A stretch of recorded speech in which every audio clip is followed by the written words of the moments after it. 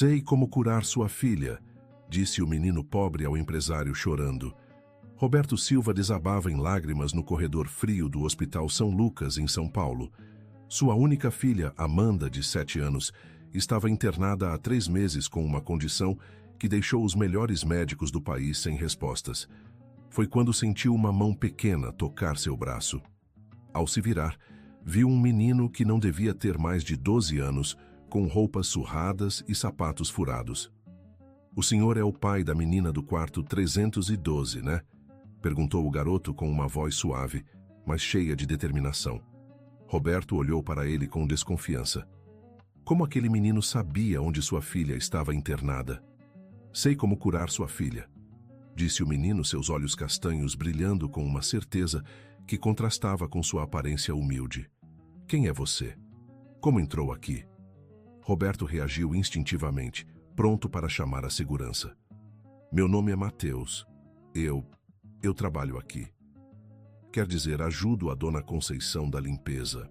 Mas eu escuto as coisas, vejo as coisas, e eu sei o que sua filha tem." Roberto sentiu um arrepio. Nos últimos 3 meses, havia consultado os melhores neurologistas, ortopedistas e pediatras do país. Todos chegavam à mesma conclusão frustrante. Amanda havia perdido gradualmente os movimentos das pernas após uma febre alta, mas nenhum exame mostrava lesão na medula ou no cérebro. "Sua filha começou a ter dificuldade para andar depois que vocês se mudaram para o apartamento novo, né?" continuou Mateus, observando atentamente a reação do empresário. Roberto congelou. Esse detalhe específico não constava em nenhum prontuário médico. Apenas ele e a ex-esposa, Carla, sabiam que os primeiros sintomas apareceram logo após a mudança para o luxuoso apartamento na Vila Olímpia, parte do acordo de separação. "Como você sabe disso?" sussurrou Roberto, sentindo suas pernas bambas. "Porque aconteceu a mesma coisa com minha irmã há 5 anos. Ela também parou de andar depois que nossa família se separou. Os médicos falaram que era coisa da cabeça dela, mas minha avó sabia o que fazer." Mateus olhou diretamente nos olhos de Roberto, com uma maturidade que não combinava com sua idade. "Sua filha não está doente no corpo, tio. Ela está com o coração partido." Nesse momento, a enfermeira Lucia apareceu no corredor e viu Mateus conversando com Roberto. "Menino, o que você está fazendo aqui?" "Já falei para não incomodar os familiares dos pacientes", disse ela, se aproximando com passos firmes. "Dona Lúcia, por favor", implorou Mateus. "Eu posso ajudar essa menina. Eu sei como fazer ela voltar a andar." A enfermeira olhou para Roberto, que ainda estava processando as palavras do garoto. "Senhor Silva, não dê atenção a ele. É um menino de rua que fica rondando o hospital. Vou chamar a segurança." "Espere", disse Roberto, levantando a mão. "Deixe ele falar." Querido ouvinte, se você está gostando da história, aproveite para deixar o like e principalmente se inscrever no canal. Isso ajuda muito a gente que está começando, agora continuando. Mateus respirou fundo antes de continuar. "Minha irmã, Gabriela, tinha 8 anos quando meus pais se separaram. Meu pai foi embora de casa e nunca mais voltou. Minha mãe ficou muito triste e começou a trabalhar o dia todo para sustentar a gente. A Gabi ficou mais quieta, parou de brincar e depois de algumas semanas ela disse que não conseguia mais sentir as pernas." Roberto sentou-se na cadeira ao lado, sua atenção completamente focada no relato do menino. "Levamos ela em vários médicos igual vocês fizeram. Fizeram um monte de exames, mas não acharam nada. Foi quando minha avó, Dona Rosa, disse que já tinha visto isso antes. Ela falou que quando uma criança fica muito triste, muito assustada, às vezes o corpo dela para de funcionar direito, mesmo sem estar doente." "E o que sua avó fez?" perguntou Roberto, sentindo uma mistura de esperança e ceticismo. "Ela ensinou uns exercícios especiais para a Gabi, mas não eram exercícios normais. Era um jeito de fazer ela lembrar que estava segura, que era amada. Minha avó fazia massagem nos pés dela, contava histórias, cantava músicas que a Gabi gostava quando era pequena." Mateus parou e olhou para o chão antes de continuar. "E deu certo. Em 2 semanas, minha irmã estava andando de novo." Roberto sentiu os olhos se enchendo de lágrimas. Nos últimos meses, havia investido uma fortuna em tratamentos, mas ninguém havia sugerido que o problema de Amanda pudesse estar relacionado ao divórcio traumático que ela havia presenciado. "Onde está sua irmã agora?" perguntou Roberto. O rosto de Mateus se entristeceu. Ela não está mais com a gente. Mas não foi por causa das pernas. Ela teve pneumonia no ano passado e... O menino parou, engolindo em seco. "Mas ela morreu andando, tio. Ela morreu feliz." Roberto colocou a mão no ombro do garoto, percebendo pela primeira vez como ele era magro e como suas roupas estavam gastas. "E sua avó? Ela ainda está viva?" "Está sim. Mora numa casa pequenininha no Capão Redondo. Ela era fisioterapeuta, mas perdeu o registro porque ajudava as pessoas de graça e não tinha dinheiro para pagar as taxas do conselho." Nesse momento, uma voz conhecida ecoou pelo corredor. "Roberto, o que está acontecendo aqui?" Era Carla, sua ex-esposa, se aproximando com passos rápidos. Ela estava elegantemente vestida, como sempre, mas Roberto podia ver as marcas de cansaço em seu rosto. "Carla, este é Mateus. Ele estava me contando sobre um caso parecido com o da Amanda." Carla olhou para o menino com desconfiança e depois para Roberto. "Sério, Roberto? Você está ouvindo conselhos médicos de uma criança de rua?" "Ele não é uma criança qualquer, Carla. Ele sabe detalhes sobre a condição da Amanda que nem os médicos sabem." "Que tipo de detalhes?" perguntou Carla, cruzando os braços. Mateus olhou para ela com respeito, mas sem intimidação. "A senhora notou que a Amanda só consegue mover as pernas quando está dormindo, né? E que ela sempre pergunta se o papai e a mamãe vão voltar a morar juntos?" Carla ficou pálida. Essas eram observações que ela havia feito, mas nunca havia compartilhado com ninguém, nem mesmo com Roberto. "Como você sabe isso?" sussurrou ela. "Porque minha irmã fazia a mesma coisa. Quando a gente dorme, o medo vai embora por um tempinho. E ela sempre queria saber se nossos pais iam se amar de novo." Roberto e Carla se entreolharam pela primeira vez em meses, sem raiva ou ressentimento, apenas com a dor compartilhada de pais que veem sua filha sofrendo. "O que você está propondo exatamente?" perguntou Roberto. "Eu quero mostrar para vocês os exercícios que minha avó ensinou. Não custa nada tentar, né? Se não funcionar, vocês podem continuar com os médicos." Carla balançou a cabeça. "Isso é absurdo, Roberto. Nossa filha está sendo tratada pelos melhores especialistas do país. Não vamos confiar em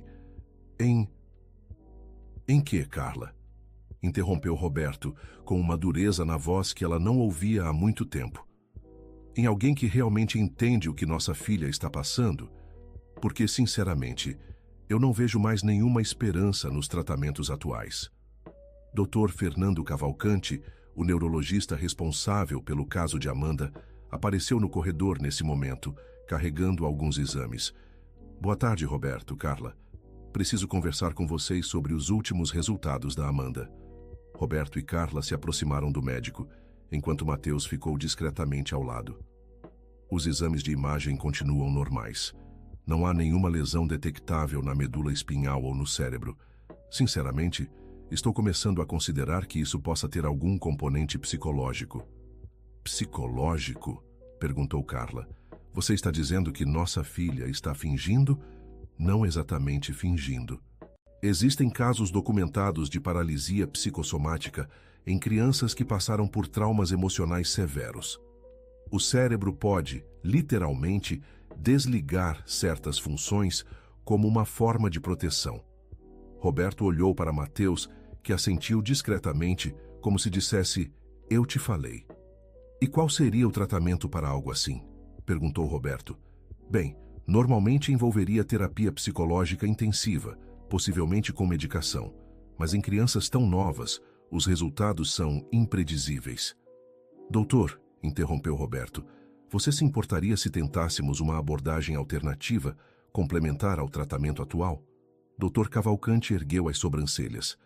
"Que tipo de abordagem alternativa?" Roberto olhou para Mateus e depois de volta para o médico. "Este jovem tem experiência com um caso muito similar. Gostaria de tentar alguns exercícios de fisioterapia específicos." "Com todo respeito, Roberto, mas este menino é qualificado para tratar sua filha?" Mateus deu um passo à frente. Doutor, minha avó era fisioterapeuta registrada por 20 anos antes de perder a licença. Ela me ensinou tudo o que sabia. Eu não estou pedindo para substituir o tratamento dos senhores, só para tentar algo que pode ajudar. Dr. Cavalcanti suspirou. Olha, desde que seja supervisionado por um profissional qualificado e não interfira nos medicamentos ou procedimentos já estabelecidos, eu não vejo problema.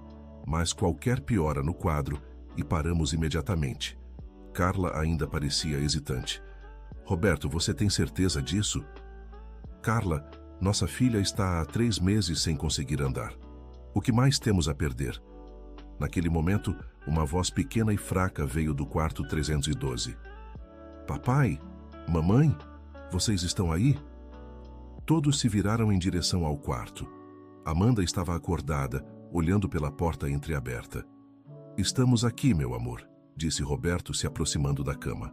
Amanda olhou para Mateus com curiosidade. Quem é ele, papai? Este é Mateus, Amanda, ele veio nos visitar. Amanda sorriu timidamente para o menino. Oi, Mateus, você também está doente? Mateus se aproximou da cama com cuidado. Não, Amanda, eu vim aqui para ver se posso ajudar você a se sentir melhor. Você é médico? Não sou médico, não. Mas eu conheci uma menina que ficou igual você e ela ficou boa. Os olhos de Amanda se iluminaram pela primeira vez em semanas. Mesmo? Ela conseguiu andar de novo? Conseguiu sim. E sabe o que mais? Ela era ainda mais teimosa que você, disse Mateus com um sorriso travesso. Amanda riu, um som que Roberto e Carla não ouviam há muito tempo. Eu não sou teimosa. Ah, é? Então, por que você não quer fazer os exercícios que os médicos mandaram? Porque eles doem e não funcionam, respondeu Amanda fazendo uma careta. E se eu te ensinar uns exercícios diferentes, uns que não doem e que são mais divertidos? Amanda olhou para os pais pedindo permissão silenciosamente. Pode ser, meu amor, disse Roberto. Mas primeiro, que tal o Mateus almoçar com a gente? Ele parece estar com fome. Mateus corou, percebendo que sua barriga havia roncado alto o suficiente para todos ouvirem. Eu não quero incomodar, tio Roberto. Não é incômodo. Vamos ao refeitório. Enquanto caminhavam pelos corredores do hospital, Carla sussurrou para Roberto. Você percebeu como Amanda reagiu a ele? Faz semanas que ela não sorri assim. Eu percebi. Talvez ele realmente possa ajudar. No refeitório, enquanto Mateus comia com a voracidade de quem não fazia uma refeição completa há dias, ele contou mais sobre sua vida. Moro com minha avó desde que minha mãe foi embora, depois que perdemos ela. Minha avó recebe uma pensão pequenininha, mas não dá para muito. Eu venho aqui para ajudar a dona Conceição porque ela me dá comida e às vezes um trocado. E a escola? Perguntou Carla. Eu parei de ir no ano passado. Precisava trabalhar para ajudar em casa. Roberto e Carla se entreolharam, ambos pensando a mesma coisa. Mateus, disse Roberto, se você realmente conseguir ajudar Amanda, eu garanto que você volta para a escola e sua avó não vai mais precisar se preocupar com dinheiro. Os olhos de Mateus se encheram de lágrimas. O senhor fala sério? Falo muito sério. Depois do almoço, voltaram para o quarto de Amanda. Mateus pediu para ficar a sós com ela por alguns minutos. Amanda, posso fazer uma pergunta para você? Claro. Você tem muito medo? Amanda pensou por um momento antes de responder. Tenho. Tenho medo que meu papai e minha mãe nunca mais se gostem. E tenho medo de nunca mais conseguir brincar de correr. E você sabe que não é culpa sua que eles não moram mais juntos, né? Amanda balançou a cabeça, mas seus olhos mostraram incerteza. Às vezes eu penso que se eu não tivesse pedido para mudar de casa, eles não teriam brigado tanto. Mateus assentiu, entendendo perfeitamente. Minha irmã pensava a mesma coisa. Ela achava que se fosse uma menina melhor, nossos pais voltariam a ficar juntos. Mas sabe de uma coisa? Adultos brigam por coisas de adultos. Nunca é culpa das crianças. Como você sabe? Porque minha avó me explicou. E porque agora eu entendo que mesmo quando as pessoas se separam, elas ainda podem amar as crianças da mesma forma. Amanda ficou em silêncio, processando as palavras. Você quer tentar os exercícios agora? Perguntou Mateus. Pode ser, mas se doer, eu paro. Combinado. Mateus começou com movimentos muito suaves, apenas tocando levemente os pés de Amanda enquanto contava histórias engraçadas sobre sua avó. Depois de 15 minutos, algo inacreditável aconteceu. Amanda moveu o dedão do pé direito. Eu senti, gritou ela, animada. Eu senti o meu pé. Roberto e Carla, que observavam da porta, se abraçaram instintivamente, esquecendo por um momento todas as mágoas entre eles. Querido ouvinte, se você está gostando da história, aproveite para deixar o like e principalmente se inscrever no canal. Isso ajuda muito a gente que está começando. Agora continuando. Nos dias seguintes, Mateus voltou ao hospital religiosamente. Sempre no mesmo horário, sempre com a mesma paciência e carinho. Amanda começou a mostrar progressos pequenos, mas consistentes. No 5º dia, ela conseguiu dobrar o joelho direito. No 7º dia, sentiu formigamento na perna esquerda. E no 10º dia, conseguiu ficar sentada na cama sem apoio por quase 1 minuto. Dr. Cavalcanti estava genuinamente impressionado. Sinceramente, Roberto, não sei explicar o que está acontecendo. Do ponto de vista médico, não deveria haver essa melhora tão rápida.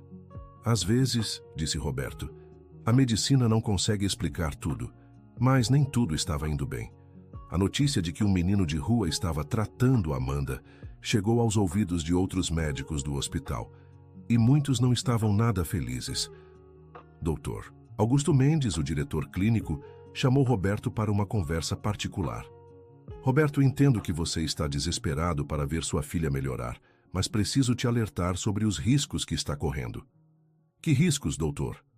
Se algo der errado, se Amanda piorar ou se houver qualquer complicação, tanto você quanto este hospital podem enfrentar sérios problemas legais. Além disso, outros pais estão começando a questionar nossos métodos, perguntando por que seus filhos não têm acesso ao mesmo tratamento. Roberto sentiu uma onda de frustração. Então o senhor está me pedindo para parar com algo que está claramente funcionando? Estou pedindo para você considerar as consequências. Este menino não tem formação médica, não tem licença, não tem seguro. Se algo der errado... Dr. Mendes, com todo respeito, nenhum de vocês tinha uma resposta para o problema da minha filha. Este menino, em 10 dias, conseguiu mais progressos do que 3 meses de internação. Naquela noite, Roberto conversou com Carla sobre a situação. Eles querem que a gente pare, Carla. E você, o que quer fazer? Roberto suspirou profundamente. Eu quero ver nossa filha andar novamente. E se isso significa ir contra o protocolo médico, então é isso que vou fazer. Carla ficou em silêncio por alguns momentos. Roberto, desde que nos separamos, eu tenho sido muito dura com você. Mas vendo como você luta pela Amanda, isso me lembra por que me apaixonei por você há tantos anos. Roberto olhou para ela, surpreso pela confissão. Carla, não, deixa eu falar. Eu também quero que ela ande de novo. E se acredita neste menino, eu vou apoiar você. No dia seguinte, quando chegaram ao hospital, foram recebidos com uma notícia perturbadora. Mateus havia sido impedido de entrar no prédio. Por ordem da direção, explicou o segurança. O garoto não pode mais ter acesso ao hospital. Amanda ficou inconsolável quando soube da notícia. Eu quero o Mateus. Ele prometeu que ia me ensinar a andar hoje. Roberto tomou uma decisão drástica. Carla, vamos levar Amanda para casa. Como assim? Vamos continuar o tratamento em casa. Não posso deixar que a burocracia impeça a recuperação da nossa filha. Dr. Cavalcanti tentou dissuadi-los. Roberto, é muito arriscado. Se houver uma emergência...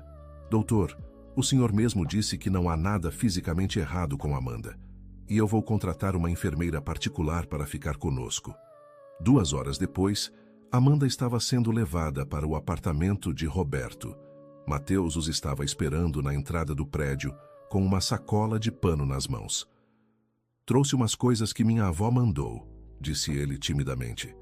Dentro da sacola havia alguns óleos essenciais caseiros, algumas pedrinhas lisas e quentes e um caderno manuscrito com exercícios detalhados.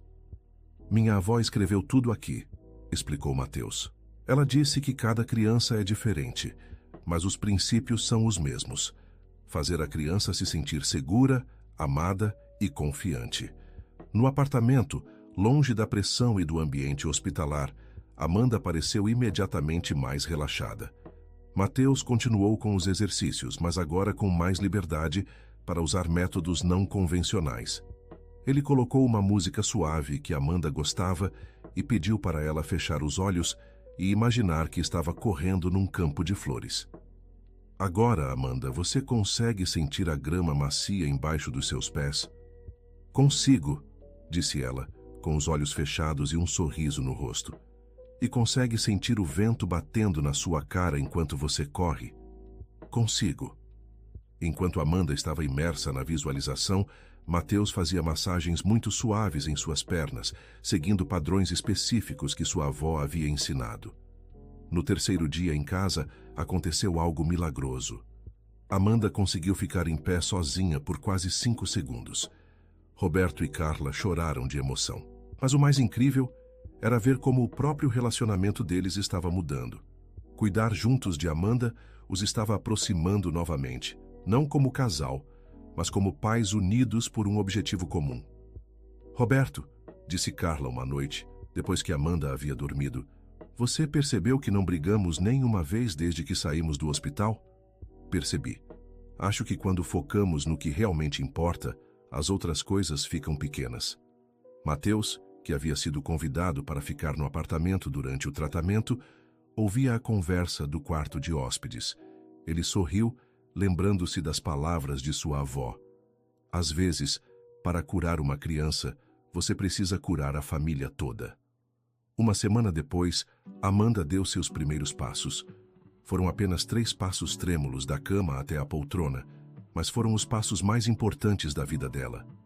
Eu consegui.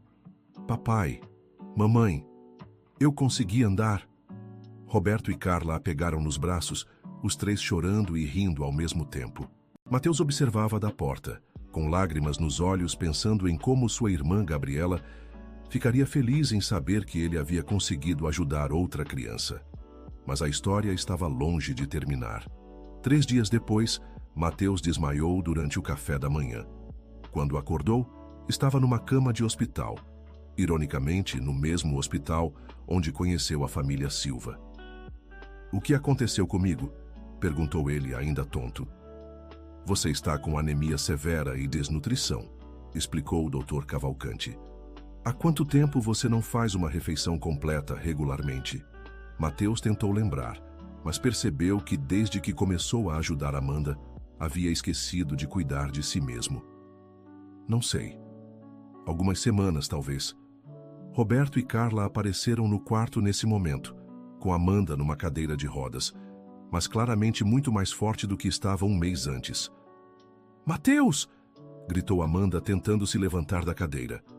Fica sentada, Amanda, disse Roberto, mas com um sorriso. O Mateus precisa descansar agora. Tio Roberto, disse Mateus, visivelmente envergonhado. Desculpa por ter causado esse problema. Que problema? Você salvou minha filha, Mateus. Agora é nossa vez de cuidar de você. Nos dias seguintes, enquanto Mateus se recuperava no hospital, Roberto e Carla fizeram algumas descobertas importantes sobre o passado do menino. Eles descobriram que Rosa, a avó de Mateus, havia realmente sido fisioterapeuta no mesmo Hospital São Lucas 20 anos antes. Ela havia sido demitida não por incompetência, mas por se recusar a limitar seus tratamentos ao tempo determinado pelos planos de saúde. Ela sempre dizia que uma criança não pode ser curada com pressa, contou Mateus. Às vezes ela ficava horas a mais com os pacientes, sem cobrar nada extra. Roberto decidiu investigar mais a fundo. Ele conversou com funcionários antigos do hospital e descobriu que Rosa Santos havia sido uma profissional excepcional, querida por pacientes e familiares. Sabe por que ela perdeu o registro profissional? Perguntou Roberto ao Dr. Cavalcante. Bem, oficialmente foi por questões burocráticas. Ela não conseguiu pagar as anuidades do conselho profissional e perdeu a licença.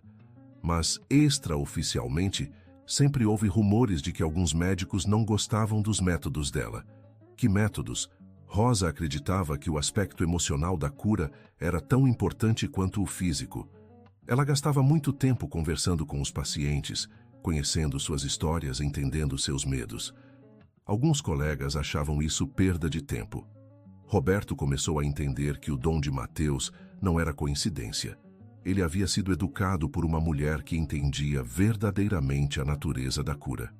Querido ouvinte, se você está gostando da história, aproveite para deixar o like e principalmente se inscrever no canal.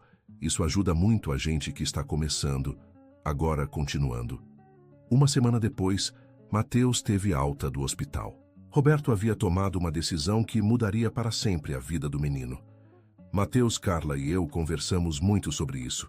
Gostaríamos que você viesse morar conosco. Mateus arregalou os olhos. Como assim, tio Roberto? Você vai continuar visitando sua avó sempre que quiser, mas queremos que more no nosso apartamento. Você vai voltar para a escola, vai ter tudo o que precisa e pode continuar ajudando Amanda com os exercícios. Mas... e se eu não souber como ser parte de uma família? Carla se aproximou e colocou a mão no ombro do menino. Nós vamos aprender juntos, Mateus. Nunca tivemos um filho mais velho e você nunca teve pais adotivos. Vamos descobrir como fazer isso funcionar. Amanda, que agora conseguia andar com a ajuda de uma bengala, se aproximou devagar. Mateus, você pode ser meu irmão mais velho? Mateus olhou para ela, depois para Roberto e Carla, e finalmente sorriu. Acho que eu gostaria muito disso. Nos meses seguintes, a família Silva Santos, Roberto fez questão de incluir o sobrenome de Mateus oficialmente, passou por uma transformação incrível. Amanda recuperou completamente os movimentos das pernas. Mais do que isso, ela desenvolveu uma confiança e maturidade que impressionavam a todos. A experiência havia ensinado a ela que era mais forte do que imaginava. Mateus voltou para a escola e descobriu que tinha uma inteligência aguçada para as ciências biológicas. Ele começou a sonhar em se tornar fisioterapeuta como sua avó, mas com conhecimentos médicos formais. Roberto e Carla, embora não tenham voltado como casal, desenvolveram uma parceria parental que era melhor do que qualquer relacionamento romântico que já haviam tido. Eles aprenderam a se comunicar sem brigas, a tomar decisões juntos pelo bem das crianças e a se apoiar mutuamente. Mas a transformação mais surpreendente aconteceu quando Roberto decidiu usar sua influência empresarial para criar algo revolucionário. Ele fundou o Instituto Rosa Santos, uma clínica especializada em tratar crianças com condições psicossomáticas, combinando medicina tradicional com abordagens emocionais e familiares. A ideia é simples, explicou Roberto numa entrevista para um jornal médico. Não adianta tratar apenas o corpo, se a alma da criança está quebrada. Precisamos curar famílias inteiras. A avó de Mateus, Dona Rosa, foi convidada para ser a coordenadora de terapias alternativas do Instituto. Aos 72 anos, ela finalmente pôde voltar a fazer o que mais amava, ajudar crianças a se curarem. Sempre soube que meu netinho tinha um dom especial, disse Rosa numa cerimônia de inauguração do Instituto. Mas nunca imaginei que esse dom ia tocar tantas vidas. O Instituto rapidamente ganhou reconhecimento nacional. Famílias de todo o Brasil viajavam para São Paulo em busca do tratamento inovador que combinava medicina de ponta com cuidado humanizado. Dr. Cavalcante, inicialmente cético, tornou-se um dos maiores defensores da abordagem integrada. Aprendi mais sobre medicina nos últimos 6 meses, trabalhando com Rosa e Mateus, do que em 20 anos de carreira tradicional, confessou ele numa conferência médica. Mas nem tudo foi fácil. Houve resistência de parte da comunidade médica, que questionava os métodos não científicos do Instituto. Dr. Augusto Mendes, o antigo diretor do Hospital São Lucas, chegou a mover um processo contra Roberto, alegando o exercício ilegal da medicina. O caso foi parar na mídia nacional. Durante semanas, jornais e programas de televisão debateram se era ético permitir que métodos alternativos fossem usados no tratamento de crianças. Mateus, agora com 13 anos e muito mais maduro, deu uma entrevista que mudou a opinião pública. Eu não faço medicina, disse ele com uma serenidade impressionante. Eu faço amor. Eu escuto as crianças, entendo o medo delas e ajudo elas a lembrar que são fortes. Os médicos cuidam do corpo. Eu cuido do coração. A entrevista viralizou nas redes sociais. Brino Matheus, cuida do coração, se tornou uma hashtag mundial e milhares de pessoas compartilharam histórias de como o amor e a atenção haviam ajudado em suas próprias curas. O processo contra Roberto foi retirado quando centenas de famílias que haviam sido atendidas no Instituto se mobilizaram em sua defesa.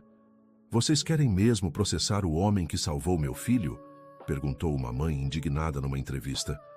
Meu menino estava há 2 anos sem conseguir usar o braço direito. 5 sessões com Matheus e Dona Rosa, e ele voltou a jogar futebol. 2 anos depois da primeira conversa no corredor do hospital, a vida de todos os envolvidos havia mudado completamente. Amanda, agora com 9 anos, se tornou uma criança excepcionalmente empática. Ela começou a acompanhar Matheus nas sessões com outras crianças, ajudando-as a se sentirem menos sozinhas. Quando eu vejo uma criança que não consegue andar, explicou Amanda numa apresentação na escola, eu conto para ela como foi quando eu também não conseguia. E explico que ficar doente não é culpa de ninguém e que sempre tem alguém que pode ajudar. Matheus, agora oficialmente adotado pela família Silva, mantinha uma rotina equilibrada entre os estudos e o trabalho no instituto. Aos 15 anos, ele já havia ajudado mais de 200 crianças a se recuperarem de condições psicossomáticas. Sua fama se espalhou internacionalmente. Universidades americanas e europeias o convidavam para palestras, mas Matheus sempre recusava. Meu lugar é aqui no Brasil, ajudando as crianças daqui, dizia ele. Quando eu me formar em fisioterapia, talvez eu possa ensinar outros profissionais a fazer o que faço. Roberto e Carla desenvolveram uma amizade profunda e respeitosa. Eles nunca voltaram como casal, mas descobriram que podiam ser melhores pais separados do que haviam sido, como marido e mulher. Às vezes, refletiu Carla numa conversa com uma amiga, o amor se transforma em algo diferente do que esperávamos, mas não necessariamente algo pior. Roberto, por sua vez, reduziu drasticamente seu envolvimento com negócios tradicionais e dedica a maior parte do tempo ao instituto. Ganhei mais dinheiro nos últimos 20 anos do que poderia gastar em 5 vidas, disse ele numa entrevista. Mas nos últimos 2 anos, ajudando essas famílias, senti que finalmente estava ganhando algo de verdadeiramente valioso. O Instituto Rosa Santos se tornou referência mundial em tratamento integrado de condições psicossomáticas infantis. Médicos de diversos países viajavam para São Paulo para aprender os métodos desenvolvidos pela equipe. Mas o maior legado do Instituto não eram os prêmios ou o reconhecimento científico, era algo muito mais simples e poderoso, a prova de que, às vezes, para curar uma criança, você precisa apenas mostrar a ela que é amada. Numa tarde de sexta-feira, 3 anos depois do encontro inicial, Roberto, Carla, Amanda e Matheus estavam no jardim do instituto, observando um grupo de crianças brincando. Algumas delas haviam chegado ali em cadeiras de rodas. Outras não conseguiam usar os braços. Algumas eram tão tímidas que mal conseguiam falar. Agora todas corriam, riam e brincavam como qualquer criança normal. Matheus, disse Amanda, segurando a mão do irmão adotivo. Você lembra do que disse para o papai naquele primeiro dia no hospital? Lembro. Eu disse que sabia como curar você. E você sabia mesmo, né? Matheus sorriu, olhando para as crianças felizes à sua frente. Na verdade, Amanda, eu não curei você. Você se curou sozinha. Eu só ajudei você a lembrar como fazer isso. Roberto colocou o braço ao redor dos 2 filhos. Sabe de uma coisa? Quando eu era criança, minha avó sempre dizia que os milagres acontecem quando as pessoas se lembram de como amar umas às outras. Já a avó era sábia, disse Carla, se juntando ao grupo. Era mesmo, e acho que ela ficaria orgulhosa de ver o que construímos aqui. Naquele momento, Dona Rosa se aproximou, carregando uma pasta com os registros do dia. Acabamos de receber mais 15 pedidos de consulta, anunciou ela, com um sorriso cansado, mas satisfeito. Parece que nossa lista de espera vai crescer de novo. Que bom, disse Matheus. significa que há mais crianças que vão ter a chance de lembrar como ser felizes. Enquanto o sol se punha sobre São Paulo, a família que havia nascido da dor e se fortalecido através da esperança se preparava para mais um dia de trabalho no dia seguinte. Eles não sabiam, mas na semana seguinte receberiam uma visita muito especial. Uma delegação de médicos japoneses havia viajado especificamente para conhecer os métodos do Instituto Rosa Santos, interessados em implementar abordagens similares em Tóquio.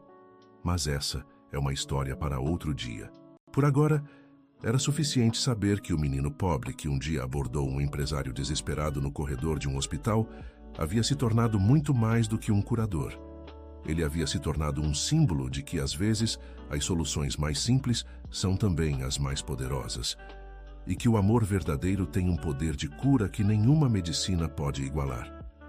Anos depois, quando Mateus se tornou um fisioterapeuta formado e abriu clínicas em várias cidades do Brasil, ele sempre contava para seus novos pacientes a história de uma menina chamada Amanda, que o ensinou que curar não é apenas sobre fazer o corpo funcionar novamente.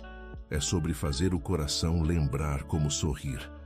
E sempre que uma família chegava ao seu consultório desesperada e sem esperança, Mateus sorria e dizia: "Eu sei como ajudar vocês.